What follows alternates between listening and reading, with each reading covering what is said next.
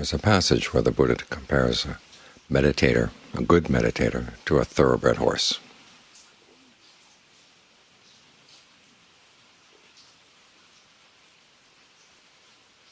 And one of the characteristics of a thoroughbred horse is that the horse tells himself, whether or not the other horses are going to pull, I'm going to pull.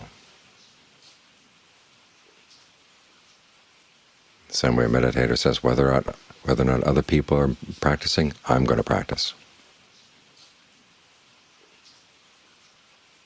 This is a quality we have to keep in mind. There are two implications here. First, of course, is that the horse has a duty, and it's determined to do its duty regardless of whether anybody else wants to do the duty or not. This is an aspect of the Buddha's teachings that's often overlooked. Years back, I was sitting in on a class when someone was explaining the Karaniya Metta Sutta, and came to the first line, this is what should be done by someone who aims at a state of peace. There's a hand. Someone said, wait a minute, I thought Buddhism didn't have any shoulds. And the teacher spent the whole morning trying to explain how Buddhism might have a should. Actually, it's quite simple. It doesn't require a whole morning. The Buddha's shoulds are conditional. In other words, if you want to put an end to suffering, this is what you have to do. Now, whether you want that or not, he's not going to impose on you. After all, he's not your creator. He's simply someone who's found the path and recommends it. But his path is definite enough that he can say with complete confidence, if you don't do it this way, you're not going to come to an end of suffering. So it's not a matter of which aspects you like or which aspects you don't like. And for the Buddha, this was an important part of his teaching. He said if you felt that your actions didn't make a difference in your life, you were left without a refuge. In other words, you were left without an idea of what should and shouldn't be done. So this is one of the aspects of taking refuge in the Buddha, is taking on his shoulds. Having the confidence that he wouldn't lead you astray, he wouldn't recommend that you do anything unsafe or that wouldn't work for putting an end to suffering. And the two categorical teachings that he gave, the only two that he listed as categorical, have some shoulds. The first one is that unskillful behavior, whether in body, speech, or mind, should be abandoned, and skillful behavior should be developed. The other categorical teaching is the Four Noble Truths. And they're not just idle truths or things you can think about. They're truths that carry a should. Suffering should be comprehended, its cause should be abandoned. The cessation of suffering should be realized, and the path to the cessation of suffering should be developed.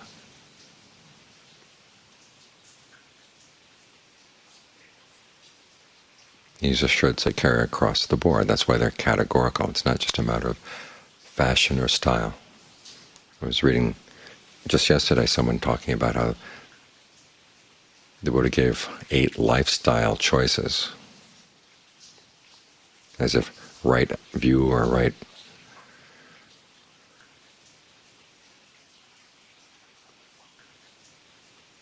mindfulness, the others were on a par with right diet and right exercise. I mean, you take a diet considering the style of life you want to live, you take an exercise considering the style of life you want to live, but right view, right resolve, all the way down to right concentration, these have nothing to do with style. They're not aesthetic choices. They're things that should be developed. There's a moral aspect of this. This may relate to the part of our modern culture that doesn't like the idea of moral rules. But again, these are rules that are imposed conditionally. Given the way cause and effect work in your life, if you want to put an end to suffering, this is what you got to do, whether you like it or not. And the Buddha says the sign of wisdom is able to talk yourself into doing things you don't like, that you know, however, will lead to good results. and also to talk yourself out of doing things that you'd like to do that you know will lead to bad results. So we can't simply go by our taste or our moods or the fashions that attract us at any one time or another. There are shoulds to be done. That's the first implication of the analogy of the horse. The second one, of course, is that you can't wait for everybody to get on board before you start.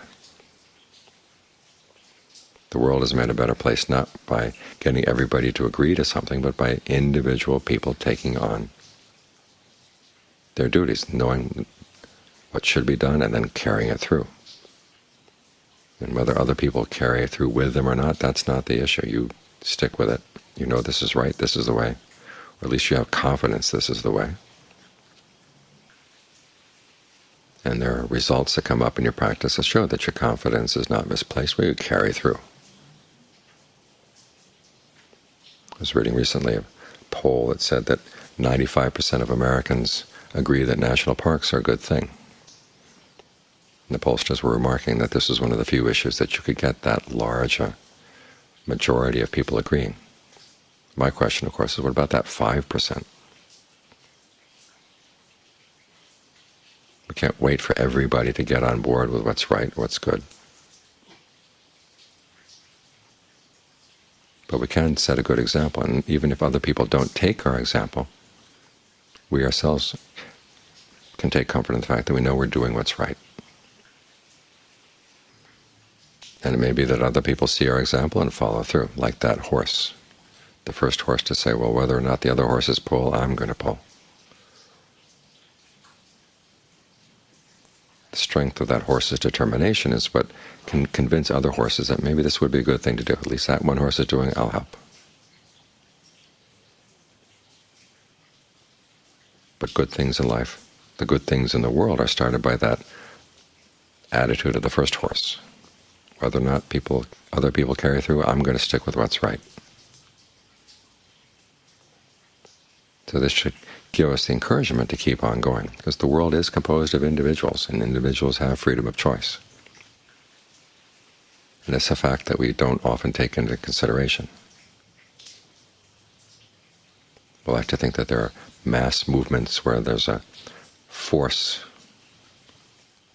that's pushing the world towards what's better and better.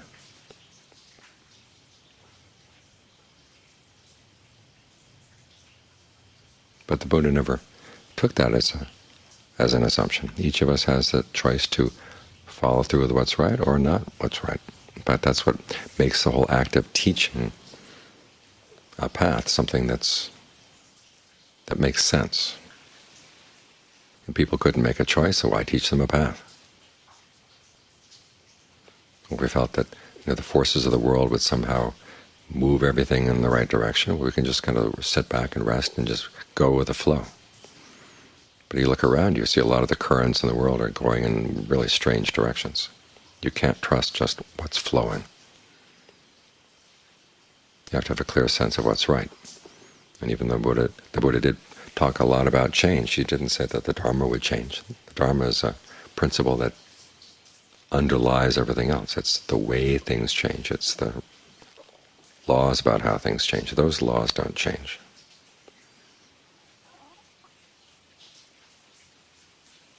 As he said, this rightness of the Dharma is something that's always the same.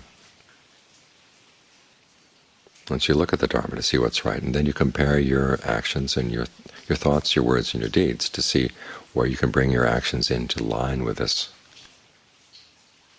long-lasting principle. So you have a good foundation inside that you can be confident that what you're doing, when you follow right action, right speech, right livelihood, all of the right factors of the path.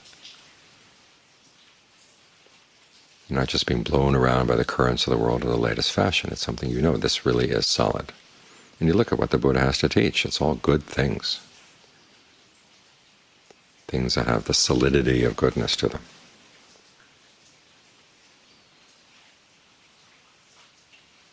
When you're suffering, why is you're suffering? If you place the blame on other people outside, you're not going to see the real causes of suffering, because it's something that happens inside.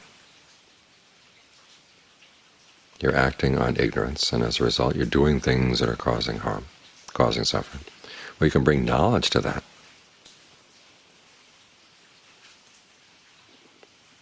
And turn your actions into a path to the end of suffering. Right resolve, the resolve to go beyond sensuality, the resolve not to be harmful, the resolve not to have ill will. These are solid, good things. The principles of right speech: no lying, no divisive speech, no harsh speech, no idle chatter. Those are principles of solid goodness. Right action: no killing, no stealing, no illicit sex. Right livelihood: not gaining your livelihood in a way that harms anyone. The right effort: give rise to what's skillful and to abandon what's unskillful, and to get yourself to desire to do this. These are all solidly good things. Right mindfulness, right concentration, these are good qualities to develop in the mind. And that goodness doesn't change. When you look around and see other people are not doing it, you can't let that set you back. You have to respect the fact that everybody has freedom of choice. If you wait till everybody agrees that this is a good thing, well, the world will probably come to an end before that.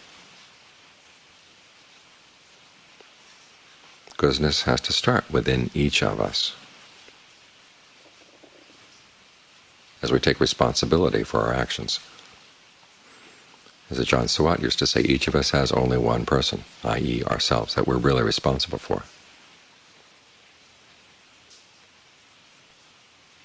And the best way to show respect for other people's responsibility for their actions, as the Buddha said, the best way to benefit them is to try to convince them that they should practice as well. Now, whether they follow through or not, there's a lot there that's beyond your control. But it's interesting that when he talks about benefiting yourself, it's when you abstain from harming other people. We tend to think of that as benefiting from them. But he said this is how you benefit yourself. When you get them to do something that's beneficial for themselves, i.e. to stop harming, that's how you benefit others. In other words, you regard other people not as objects of your goodness, you see them as potential agents of goodness themselves.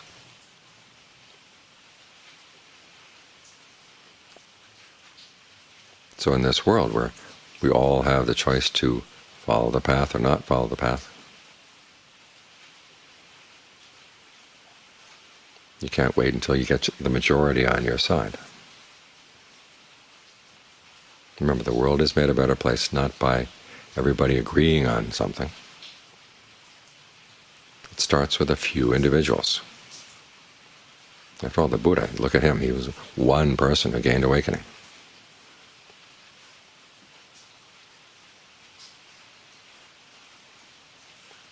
If they were taking a vote at that point as to what was the best thing to do in life, the Buddha would have lost. He would have been by far in the minority.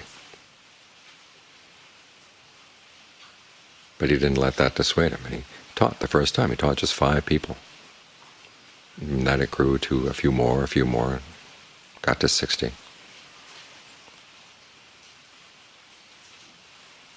He sent them out to teach. It was a small group of people from the beginning, but the solid goodness of what they had to teach and the solid goodness of their own attainments is what has allowed this teaching to last.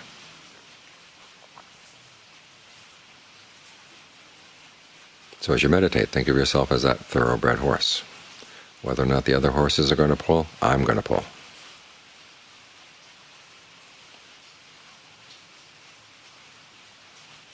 It may happen that other horses join you, and it may happen that they don't. But at the very least, you've taken care of what you can be responsible for. You've done something good for the world. And whether other people acknowledge that or not is not the issue. Because that goodness is solid in and of itself.